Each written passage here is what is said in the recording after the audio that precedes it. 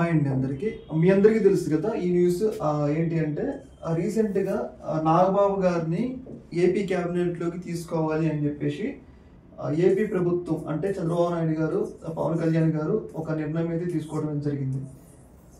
AP క్యాబినెట్లోకి తీసుకోవడానికి కారణం ఏంటంటే ఫస్ట్ నుంచి కూడా జనసేన పార్టీకి ఆవిర్భావం నుంచి పవన్ కళ్యాణ్ గారికి చాలా సపోర్టివ్గా నాగబాబు గారు నిలబడ్డారు అనమాట. ఏంటి అంటే పవన్ కళ్యాణ్ గారి మీద ఎవరైనా విమర్శలు చేసినా కానీ, పార్టీకి ఎప్పుడైనా తన సపోర్ట్ కావాలన్నా కానీ ఎలాంటి ఆశించకుండా పవన్ కళ్యాణ్ కనుక నిలబడ్డ వ్యక్తి ఎవరైనా ఉన్నారంటే నాగబాబు గారు. అయితే నాగబాబు గారికి పవన్ కళ్యాణ్ గారు ఏదో ఒక రకంగా న్యాయం చేయాలని చెప్పేసి ప్రయత్నిస్తూనే ఉన్నారు కూటమి అధికారంలోకి వచ్చిన కాడ నుంచి. అంటే ఫస్ట్ ఏంటి అంటే టీటీడీ చైర్మన్ పదవి ఇద్దాము అని చెప్పేసి అనుకున్నారు. కాకపోతే చంద్రబాబు నాయుడు గారు ముందస్తుగానే బిఆర్ నాయుడు గారికి ఆ టీటీడీ చైర్మన్ పదవి ఇవ్వడం జరిగింది. అయితే అలాంటప్పుడు ఆ టీటీడీ చైర్మన్ పదవి ఇవ్వడానికి కుదరలేదు. జనసేన ప్రయత్నించింది నాగబాబు గారికి టీటీడీ చైర్మన్ పదవి ఇవ్వాలని చెప్పేసి, కాకపోతే అది బిఆర్ నాయుడుకి ఇవ్వడం జరిగింది. కాకపోతే మరి ఏదో ఒక రకంగా నాగబాబు గారికి న్యాయం చేయాలని చెప్పేసి పవన్ కళ్యాణ్ గారు భావించడం జరిగింది. దానిలో భాగంగా రాజ్యసభ ఎంపీ ఇవ్వాలి అని చెప్పేసి అనుకున్నారు. కాకపోతే రాజ్యసభ ఎంపీకి తీవ్రమైన పోటీ ఉంది. ఎందుకంటే రాజ్యసభ పోటీకి బీజేపీ వచ్చింది అనమాట.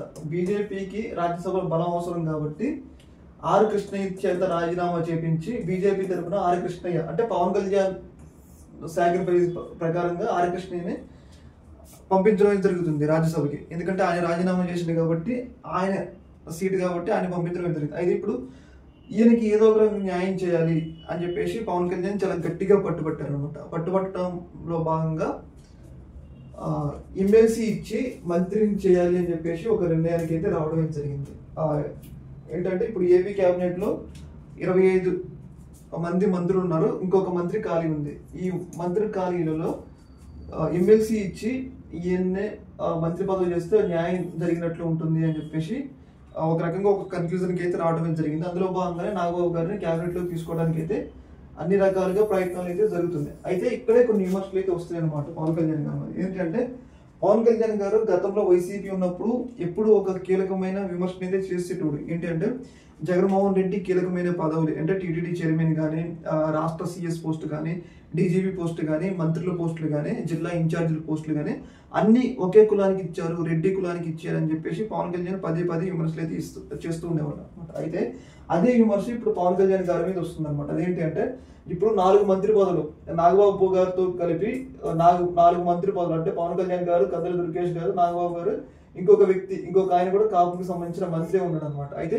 వీళ్ళ నలుగురు కూడా కాపు కులానికి సంబంధించిన వ్యక్తులే ఉన్నారనమాట. అయితే పవన్ కళ్యాణ్ గతంలో జగన్మోహన్ రెడ్డిని అన్ని రెడ్డి క్యాస్ట్కి ఇస్తున్నారు, సొంత క్యాస్ట్కి ఇస్తున్నారు, సొంత క్యాస్ట్కి న్యాయం చేస్తున్నారు అని చెప్పేసి ఎలా అయితే పవన్ కళ్యాణ్ విమర్శలు చేస్తున్నారో సేమ్ ఇప్పుడు వైసీపీ కూడా అదే విమర్శలు చేస్తుంది అనమాట. ఏంటి అంటే మరి మీరు అప్పుడు అన్నారు కదా, మరి ఇప్పుడు మీరు 4 మంత్రి పదవులు తీసుకుంటే ఒక్కళ్ళు కూడా ఎస్సీ గుర్తు రాలేదా, ఒక్కళ్ళకి కూడా బీసీ గుర్తు రాలేదా, ఒక్కళ్ళకి కూడా మైనారిటీ గుర్తు రాలేదు అని చెప్పేసి పవన్ కళ్యాణ్ మీద తీవ్రస్థాయి విమర్శలు చేస్తున్నారు. అయితే ఇక్కడ పవన్ కళ్యాణ్ గారు ఏంటి అంటే ఎవరు ఏమన్నా కాదనుకున్నా కానీ కాపు కులం అనేది పవన్ కళ్యాణ్ గారికి చాలా అగ్రెసివ్గా సపోర్ట్ చేసింది అనమాట.